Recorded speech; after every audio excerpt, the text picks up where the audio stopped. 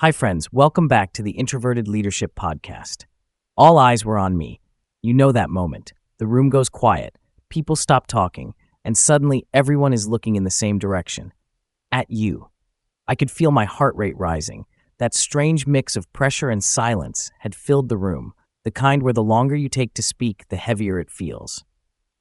This week, I found myself in that moment again. The room was full. Senior stakeholders, project leads, delivery managers. We had been discussing a milestone, reviewing timelines, talking through dependencies, and then the question came, can we commit to this deadline? Just like that, the conversation stopped. People turned. My team looked at me. Everyone was waiting. Not later, not after another workshop, not after we circle back. Now, and I'm sure many of you listening have been through this exact moment, because the pressure in that situation isn't only about the decision, it's about the urgency wrapped around the decision. It's the feeling that the answer must come immediately. It's the social pressure of the room watching. It's the silence that somehow feels louder with every second. That's the part people don't talk about enough. Because in those moments, it's not just your judgment being tested, it's your clarity. Now here's something I've noticed over the years. Pressure shows up everywhere. It doesn't matter what industry you're in, consulting, corporate, technology, operations, different environments, same moment. And that's because pressure doesn't come from only one place. It comes from several directions at once. There's decision pressure. You're expected to know the answer now. There's social pressure. A room full of people is watching your response. There's urgency pressure. The situation is framed as immediate and high stakes. There's accountability pressure. Because you know whatever commitment is made will land on your team. And then there's reputational pressure. Part of your mind is already wondering how your answer will be perceived. All of those forces stack together in the same moment. And that's why these situations feel so intense. Not because the question is always impossible, but because the environment around the question makes clear thinking harder. And when pressure rises, something interesting happens to our thinking. Most leaders don't suddenly become less capable, they just become more reactive. Some rush to answer, hoping speed will relieve the tension. Some hesitate and ask for more information, even when the room expects direction. Some start explaining every angle, trying to justify the decision before making it. These are normal reactions, but they rarely create clarity.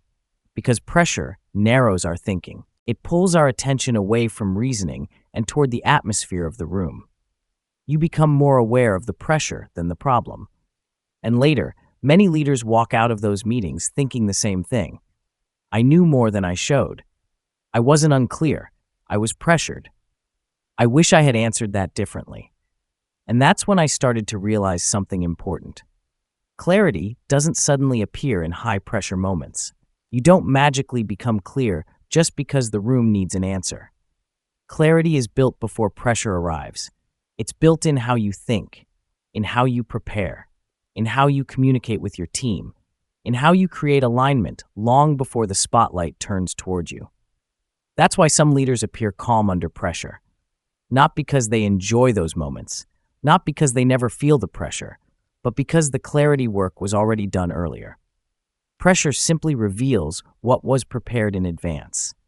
Over time, I started noticing 3 habits that consistently help leaders maintain clarity when pressure rises. 3 things that make all the difference when the room goes quiet and everyone is waiting for your answer. I call them the 3 C's: clarity, composure, and quiet confidence. The first one is clarity of communication. Clarity starts long before the decision point. It begins with how expectations are framed, how risks are surfaced, and how alignment is built across the team.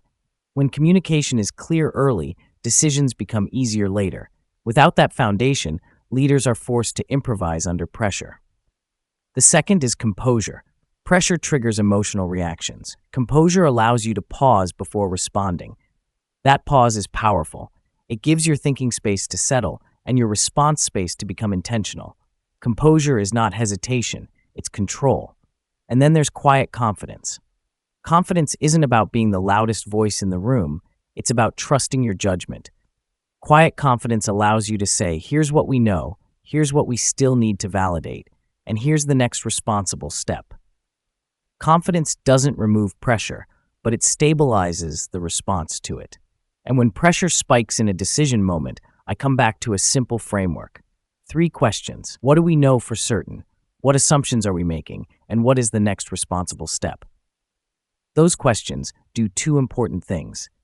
They slow down the emotional reaction, and they restore clarity in the conversation. The room shifts from pressure to progress, and that's the real goal. Because leadership pressure isn't going away. Deadlines will keep coming. Stakeholders will keep asking. Rooms will still go silent and turn toward the leader.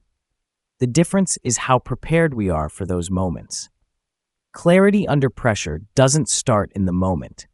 It starts in the habits we build before the moment arrives, in how we communicate, in how we think, in how we prepare our teams, and in the composure and confidence we practice over time. If you want to better understand your own leadership style, especially how you think and lead under pressure, I've created a free 3-minute leadership assessment at introvertedleadershipwithivy.com. You'll also find leadership tools, frameworks, and scenario-based insights there. And if you enjoy these kinds of reflections, you can follow the Introverted Leadership podcast on YouTube for more short leadership moments like this. Thank you for spending this time with me today, and until next time, lead quietly, but confidently.